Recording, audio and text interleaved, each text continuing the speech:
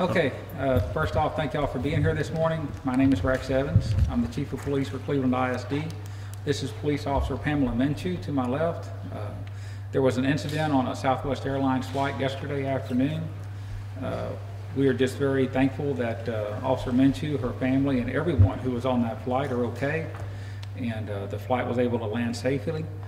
Officer Minchew attempted to initially stay uninvolved in this situation, but once it escalated to a point that she'll cover with all of you here in a moment, she felt compelled to identify herself as a peace officer and take immediate action. And so from there, I'm going to let Officer Minchew explain to you all the timeline of events and what occurred for her, okay? Good morning. My name is Officer Minchew. So I don't really know where to begin other than the young lady that I will not disclose her name. She was the last person to get on the aircraft. She did sit in the emergency exit to begin with. Southwest was phenomenal. Their flight attendants, as they seen that she was having some issues, they made fantastic accommodations to move her to the back of the aircraft. They had everything under control throughout the flight. However, as things progressed, we were about an hour from landing. The young lady decided to bolt back up to the emergency exit where she had originally sat back down. At that point, they had asked her to move again. She moved back. Then she turned around and ran and jumped over the seat over passengers, grabbed the emergency exit. And at that point, when I seen she had the clear plastic in her hand, I just jumped up, self-identified, and subdued her. Now, when you say clear plastic, could you explain that a little bit? There was a cover on the emergency exit, so at that point, I did later find out that the door would not have opened in the air, but I did not know that while we were sitting there. So there was a clear plastic piece, and then she had to grab a handle, so she was not getting a hold of that handle. And how much, let me just submit it this way, how much force did you have to exert to stop her? Did she struggle with you? Did she fight with you? She tried to be combative at first, but I got her hands, restrained them behind her back, stood her up, had her walk. So I did not use a whole lot of force per se, but I did have to use force to get her to move. Once I got her past a few rows of seats, I knew that she would be able to contain herself. I did let her turn around and walk backwards since that was her thing. Could you tell what was going on with her? What was she saying while all this was going on? To be honest, it happened so fast. If she said something, I don't even recall what she said. I just knew she was not opening that door. Was she making noise in it? She was screaming, crying, yet showing any sign of distress verbally? Not verbally to my knowledge. Like I said, everything just shut down. All I seen was she was reaching for the door. My children were there, other passengers were there, family. She was not getting the door open. Could you describe her demeanor before the flight? She had a blank look on her face. She looked like she needed some attention. She was not all the way coherent with herself.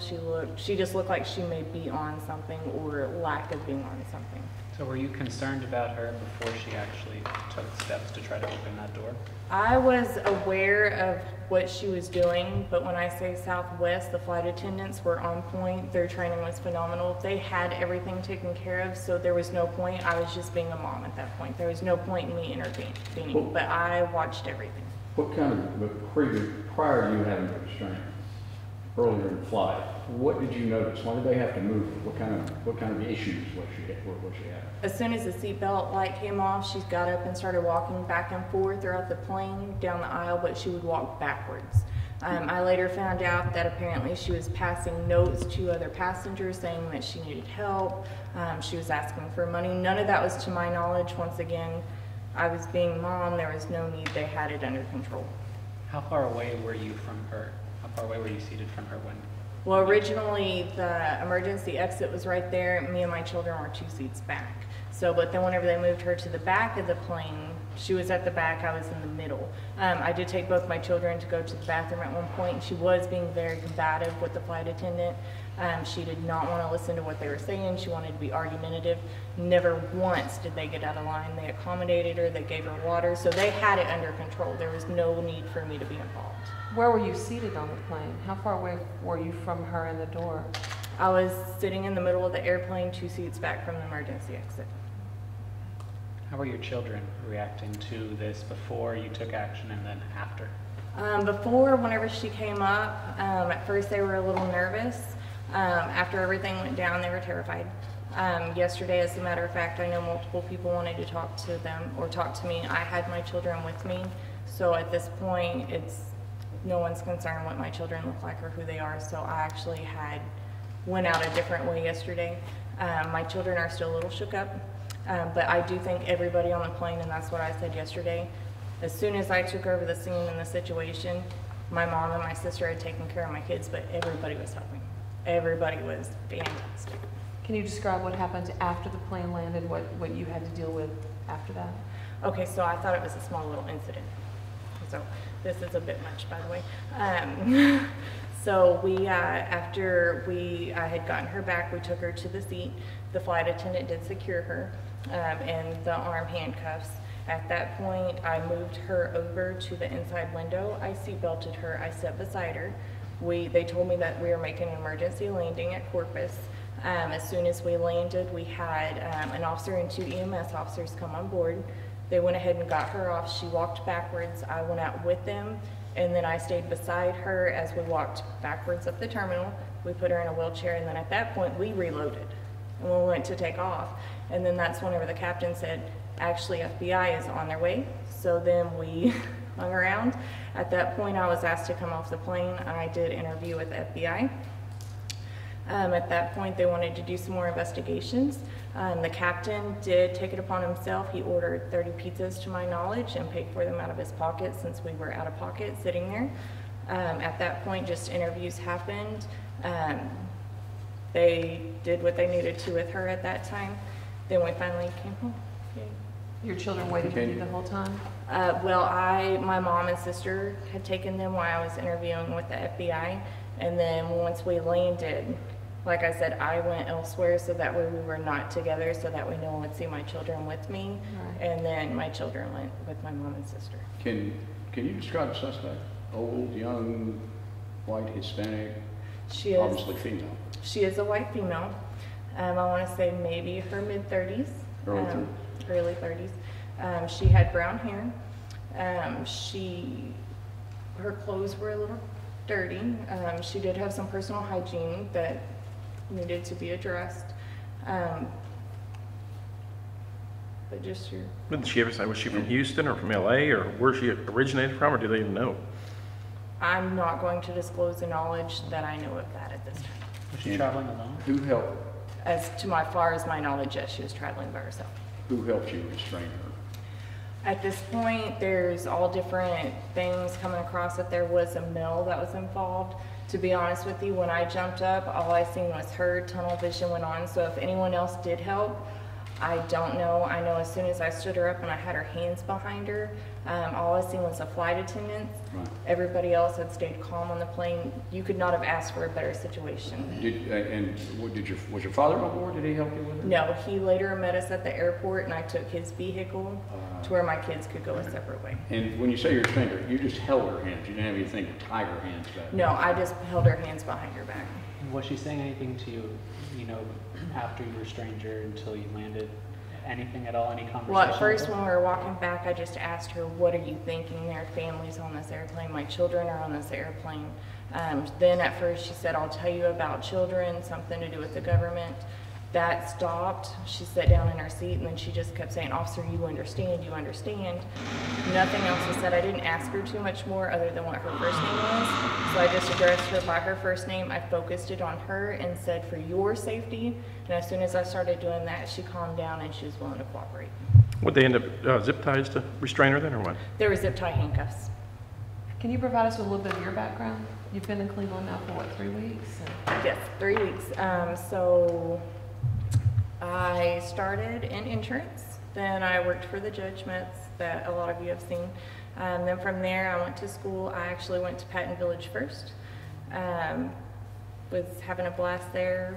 Rex actually, Chief, called me up and now I'm here, and so that's Wanted action, but you got action more than you expected, sooner than you thought, huh? yes. Now, Chief, these won't be tactics that she'll need with students, right? No, no. And she'll be on night shift, so she'll be fine. Should be tackling students breaking into schools. Could you go through one more time, a little more in detail as to what you felt or what you were thinking when you saw her get up and she actually had her hands on that door? And at that point, you mentioned you thought she could open it. Yes, so, you know, what you see on TV, they always say if it's on TV, it's real. So my automatic thought process was what you see on the movies, the door is going to open, we're going to go down, it's going to be a really bad situation. So my first thought process was I have my 2 babies here, but we also have everybody else. So I just jumped up, self-identified, and it was a blur. She wasn't getting the door open. How did passengers react to your actions? As my kids say, I use my mommy voice, so I did command presence. So at that point, I'm assuming everybody heard me say that I was an officer because everybody stayed calm. And I mean, it all happened so fast, but. And did you have to go, you said you went over a seat to get to her, or how kind of? She went over the seats. I don't recall how I got to her. I just know that I was sitting with my kids, and the next thing I know, I was on top of her. And after you subdued her, did the plane erupt in cheers? Actually, everybody stayed very calm. They were all looking at me, and I said, everything's good. And once again, the flight attendants were right there with me. And then at that point, once we escorted her off, when I got back on the plane, everybody did cheer. So I said thank you and went and sat back down with my kiddos. And I thought we were headed home. So I was good to go. I was ready to go home. So, but then she's gonna get the help she needed now, though. So. Are you a nervous flyer usually? Yeah, I'm terrified of heights. This did not go according to plan. Yeah, so we were very excited. We were almost home. We had been gone for a week, so we were ready to get home. So we got hung up a little bit, but clearly she needed that time for her. So, but she'll get the help that she needs now. Was this a vacation from you, a vacation flight? Yes, it was. Yes. Yes. If I can, there's 2 things I wanted to cover real quick before we go. And the first one is that the mental health crisis here in America, it has a direct impact on public safety. And I think it's incumbent upon all of us, no matter what department or what agency we're with, we all need to try and obviously do more than what we've been doing. And secondly is that Officer Minchew and one of the other officers who work for me, Sergeant Allen, they're just small town girls from here. And I just wanted to say that you can grow up and do and be anything, and you can make a huge difference. You just got to get out there and do it. And I'm very proud of her, and I just again want to thank all of y'all for being here, and she did a great job. I'm very proud of her. Thank you. Officer, can I ask you one more question? Yes. When you finally landed in Houston, and I guess in Corpus Christi too, after everything that had gone through, you said you're a nervous flyer. How relieved were you to be back on the ground? I was excited, but my nerves actually stayed calm the whole time. It was just, I took care of the situation, and I was, okay, let's go home. Anything else? Okay. Okay. I Thank do have one comment actually, though, real fast. There's been some post of me online with a picture. It's not a ghost. A lot of people think it's a ghost, and a lot of people are very confused about what it is.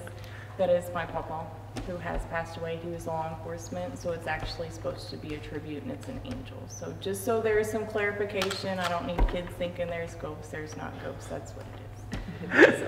So. All right. Well, thank you. Thank you. Thank you. Thank y'all very much. I really appreciate it.